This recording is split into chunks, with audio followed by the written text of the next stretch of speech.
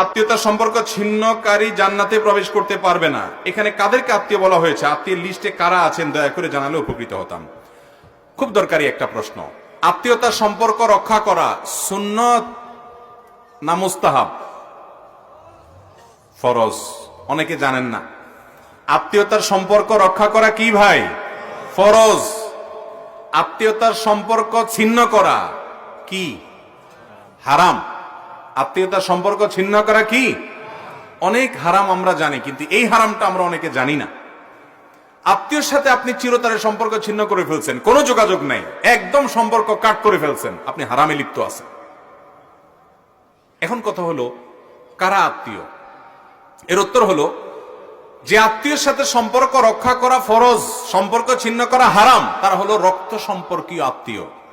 যাদের সাথে আপনার ব্লাডের সম্পর্ক আছে, রক্ত সম্পর্ক আছে, এই আত্মীয়ের মধ্যে এক নম্বরে চলে আসে বাপ এবং সন্তান, মা, বাপ মা এবং সন্তান।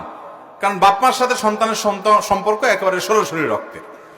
এরপরে হলো ভাই বোন, তারপরে ভাতিজা ভাতিজি, তারপরে চাচা ফুফু, দাদা দাদি, এরা সব রক্ত সম্পর্কীয়। তারপরে মায়ের দিককার মা, খালা, মামু, তারাও মায়ের দিককার আত্মীয়।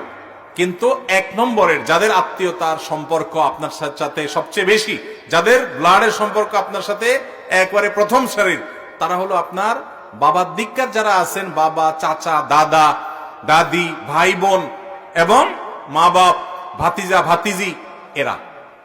আমাদের দেশে এই সমস্ত আত্মীয়দের সাথে বরং আরো লাগালাগি বেশি থাকে, ঠিক না বে ঠিক?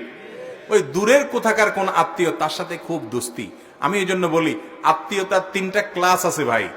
এক নম্বর ক্লাসের আত্মীয় হলো এই যাদের কথা বললাম, বাপ, ফুফু, চাচা, দাদা দাদি, ভাই বোন, ছেলে মেয়ে, ভাতিজা ভাতিজি, এরা। আর দুই নম্বর বা দ্বিতীয় শ্রেণীর আত্মীয় হলো মায়ের দিককার যারা আছেন, মামু, খালু, আরে মামু, আপনার খালা, তারপরে আপনার নানা নানি, এরা। আর তিন নম্বর আত্মীয়, অর্থাৎ থার্ড ক্লাস আর কি, থার্ড ক্লাসটা বললাম না, তিন নম্বর হলো শ্বশুর বাড়ি। থার্ড ক্লাস বললে আরেক মুসিবত, মহিলারা রাগ হয়ে যাবে। থার্ড ক্লাস না, তৃতীয় প্রকারে যায় পড়ে কোনটা? আর আমাদের দেশে ওইটা এখন কয় নম্বরের? এক নম্বরে। ভাইরা আমার, এটাও ঠিক যে যারা এক নম্বরের আত্মীয়, তারা অনেক সময় এত শত্রুতা করে যে দেখা যায় দুনিয়ার কেউ এত ক্ষতি করে না চাচারা যত ক্ষতি করে, দুনিয়ার কেউ এত শত্রুতা করে না ফুফুরা যত লেগে থাকে, এত শত্রুতা কেউ করে না ভাই যত লেগে থাকে।